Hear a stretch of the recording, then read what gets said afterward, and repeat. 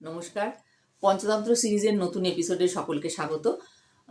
আজকের এপিসোডে আমরা জানবো অপরীক্ষিত কারকতন্ত্র আমাদের আগের দিন শুরু হয়েছিল, তো আজকে আমরা জানবো একটি বিশ্বস্ত বেজির গল্প, যে অগ্রপশ্চাৎ বিবেচনা না করে হঠকারী সিদ্ধান্ত নিয়ে কাজ করলে তার কিরকম ফল হয় সেই সম্পর্কে একটি গল্প। একটি নগরে এক ব্রাহ্মণ তার পরিবার নিয়ে থাকতেন। পরিবার বলতে তার মানে ব্রাহ্মণ ছিলেন, তার স্ত্রী অর্থাৎ ব্রাহ্মণী, এবং তাদের একটি শিশুপুত্র ছিল। আর যেদিন সেই শিশুপুত্রটি জন্মায় সেদিনই একটি বেজিও জন্মেছিল, কিন্তু বেজিটির জন্মের পর তার মা মারা যায়। তো সেই জন্য যেহেতু মানে ছেলের জন্মের দিনেই সেই বেজিটি জন্মেছে, তো ব্রাহ্মণ এবং ব্রাহ্মণী সেই বেজিটিকে মানে প্রায় পুত্র স্নেহেই যত্নার্তি করতেন আর কি। বেজিটি তাদের পরিবারেরই একজন হয়ে গিয়েছিল। তো যাই হোক, একদিন এরকম বাচ্চা ছেলেটি ঘুমোচ্ছে, এরকম সময় ব্রাহ্মণী বললেন যে শোনো, তুমি আজ ব্রাহ্মণকে বললেন যে তুমি আজকে এখন যেন রাজবাড়িতে যেও না। ব্রাহ্মণ রাজবাড়িতে যান আর কি।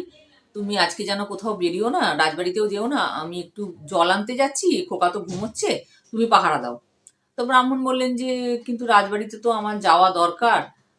আচ্ছা ঠিক আছে, তুমি তাহলে তাড়াতাড়ি এসো, তারপরেই নয় আমি যাব।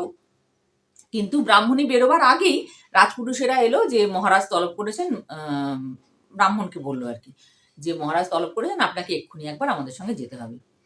এবার রাজা ডেকেছেন, সঙ্গে সঙ্গে ব্রাহ্মণ তো সবকিছু ফেলে একদম চলে গেলেন। না, আর তো আমি দাঁড়াতে পারবো না, মহারাজ ডেকেছেন, আমাকে যেতেই হবে বলে তিনি সঙ্গে সঙ্গে রাজপুরুষদের সঙ্গে চলে গেলেন। এবার ব্রাহ্মণীরও তো জল আনা দরকার, কি করবেন? তখন ভাবলেন যে ঠিক আছে, যাই হোক, নদী তো কাছেই, আমি চট করে জল নিয়ে চলে আসবো, ততক্ষণ খোকা একটু ঘুমোক, আর কি করা যাবে, তো ঘুমোচ্ছে। তো তাড়াতাড়ি করে জল আনতে চলে গেলেন। এবার গিয়ে যা হয়, লোকজনের সঙ্গে দেখা টাকা হয়েছে, মানে পাড়ার অন্যান্য মেয়ে বউরা সব জল আনতে গেছে, তাদের সঙ্গে গল্প গুজব করতে করতে বেশ খানিকটা দেরি হয়ে গেছে। এবার হঠাৎ তারপরে ব্রাহ্মণীর মনে হয়েছে, এই রে, আমি তো খোকাকে একা রেখে এসেছি, ও তো একা একা বাড়িতে ঘুমোচ্ছে, বেজিটা আছে বাড়িতে, ও তো একা একা বাড়িতে ঘুমোচ্ছে, তাহলে আমার তো অনেকটা দেরি হয়ে গেল, তাড়াতাড়ি আমি আসি গো বলে তাড়াতাড়ি সবার থেকে বিদায় নিয়ে বাড়ি চলে এসেছেন। এবার বাড়িতে যখন ঢুকতে যাচ্ছে ব্রাহ্মণী, তখন সেই বেজিটা ওনার পায়ের কাছে এসে লুটোপুটি খাচ্ছে। তো বেজিটা যখন কোলে উঠতে চাইতো তখন এরকম করতো। তো ব্রাহ্মণী সেই সময় একটু বিরক্ত হয়েছে, মানে শর্ত, এখন তুই এই সময় আমাকে বিরক্ত করতে এলি। এবার বেজিটা তো ওইটা বুঝতে পারে না, কি বলছেন উনি সে তো আর বুঝতে পারছে না, ও একটু অবাক হয়ে তাকিয়েছে আর কি ব্রাহ্মণীর দিকে। তাকাতেই ব্রাহ্মণী দেখছে যে বেজির মুখে হাতে পায়ে সব তাজা রক্ত লেগে আছে।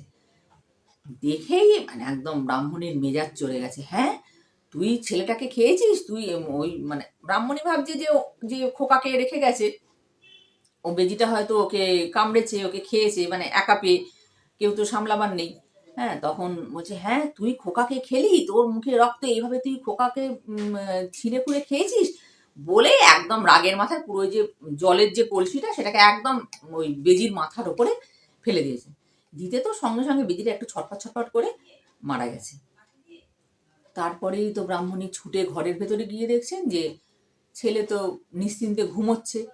হ্যাঁ, আর ঠিক পাশেই একটা গোখরো সাপ দুটুকরো হয়ে পড়ে আছে। সঙ্গে সঙ্গে উনি বুঝতে পারলেন যে তার মানে বেজিটা ওই যে সাপ এসছিল বাচ্চাটাকে কামড়াতে, ওই সাপটাকে মেরেছে, সেই সাপেরই রক্ত ওর মুখে হাতে পায়ে সব লেগেছিল। তখন তো আর ব্রাহ্মণীর মানে অনুশোচনার সীমা নেই, সে কি করবে, মানে খুব তখন তার সমস্ত রাগ গিয়ে পড়েছে ব্রাহ্মণের ওপর। এমন সময় ব্রাহ্মণও ফিরেছে, ফিরতে তখন একদম মানে ব্রাহ্মণী রাগে ফেটে পড়েছে, তোমার জন্য আজকে আমার হাতে এরকম একটা অন্যায় হয়ে গেল। ব্রাহ্মণ বলছে, কি হয়েছে? না এরকম বেজিটা এরকম ভাবে আমার পায়ের কাছে গিয়ে গড়াগড়ি খাচ্ছিল, ওকে আমি ও তার মানে জানাতে চাইছিল যে সাপটা এসছে, বাচ্চাটাকে মারতে চেয়েছে, ও যে তাকে মেরে ফেলেছে, এইসব কথাগুলো ও জানাতে চাইছিল ওর মতন করে। আমি তো সেসব বুঝিনি, আমি ভেবেছি ওই খোকাকে মেরেছে, ওই হয়তো ওই যে অত রক্ত দেখে আমি ভেবেছি ও খোকাকে কামড়েছে, খোকাকে মেরেছে। আমি তো রাগের মাথায় কলসিটা ওর মাথায় ফেলেছি, ও মরে গেছে সঙ্গে সঙ্গে।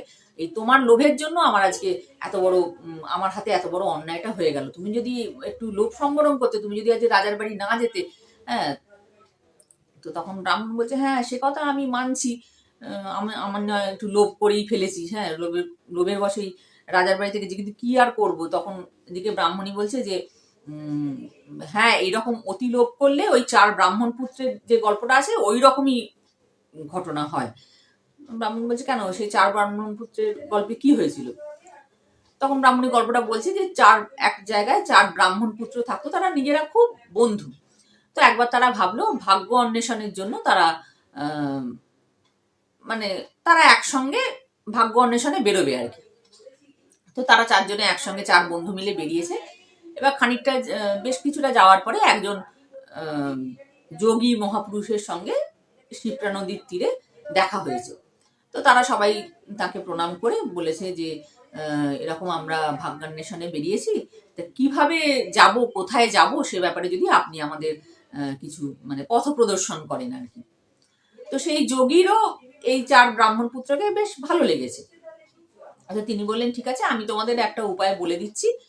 বলে তিনি তাদের 4 জনকে 4টে প্রদীপ দিয়েছেন।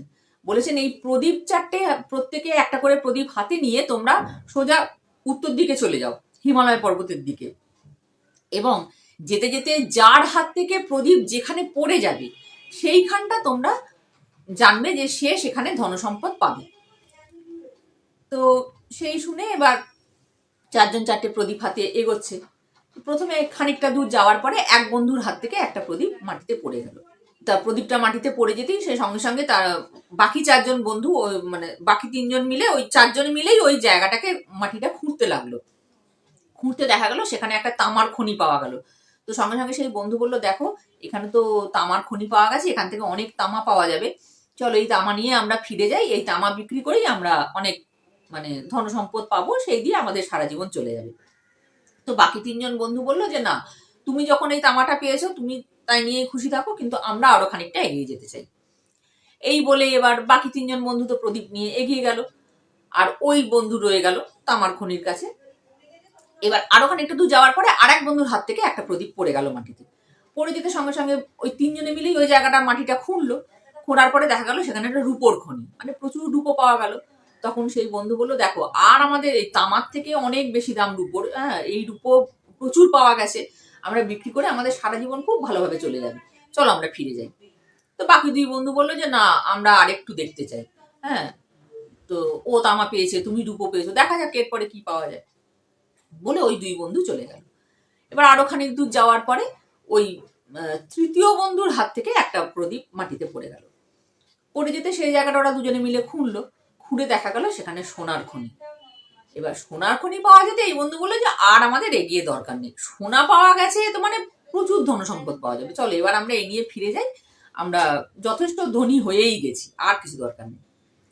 তো তখন চতুর্থ বন্ধু বলছে না, ও পেয়েছে তামা, তারপরে ও পেয়েছে রূপো, তুমি পেলে সোনা, এরপরে হয়তো হিরে জহরত মানিক এসব পাবো, আমি এত তাড়াতাড়ি এখানে থেমে যেতে চাই না, আমি আরো দূর যাব।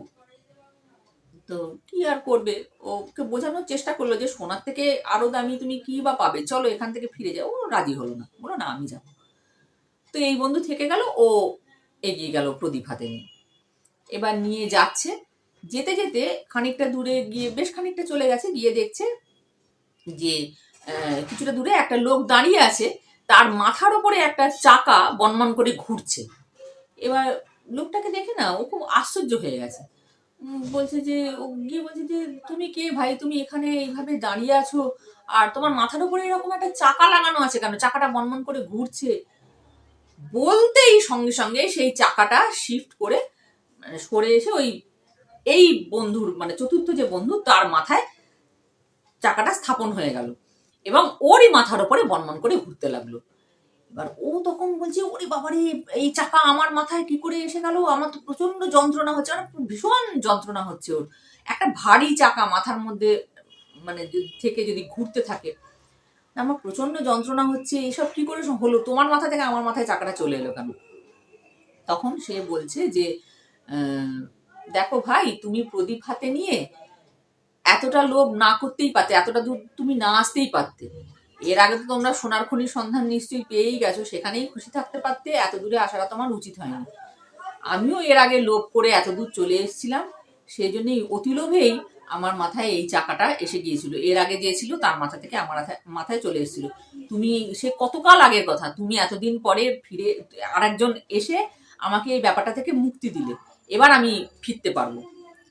তখন ও তো বলছে যে কিন্তু এইভাবে আমি কতদিন থাকবো, যে যতদিন না আরেকজন এরকম অতিলোভ করে এখানে আসবে, তোমার মাথা থেকে টাকাটা তার মাথায় যাবে, ততদিন তোমাকে এখানে থাকতে হবে। বলছে আমি এখানে খাবো কি এরম ভাবে? বলছে এই তো তুমি এখানে লোভ বৃক্ষের ফল ছাড়া আর কি বা খাবে, এটা হচ্ছে যক্ষের মায়া কানন।